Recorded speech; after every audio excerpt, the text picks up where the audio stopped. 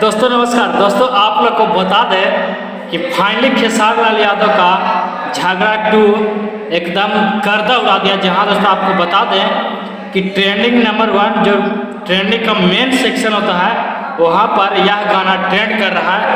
और पवन सिंह जी का जो भी गाना था, जो आपको बता दें कि पाँचे के नाचे एक ऐसा धकेला है खेसारी लाल यादव का गाना।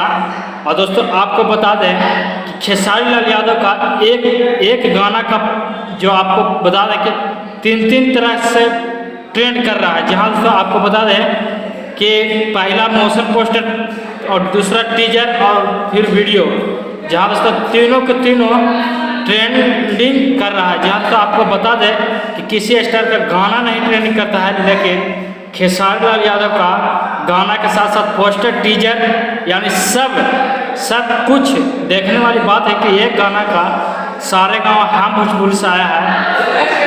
मस्त का वीडियो क्वालिटी है इसका। और आपको बता दें कि बहुत ही एक बड़ा रिकॉर्ड बना दिया है, जो कि झगड़ा 2 खेसारी लाल यादव का।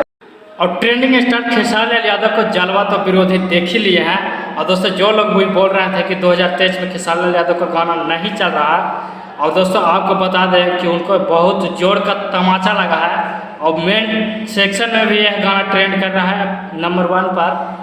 और ट्रेंडिंग फॉर म्यूजिक में भी 5वें या 4थे नंबर पर यह ट्रेंड कर रहा है। दोस्तों आपको बता दें क्या है आपको।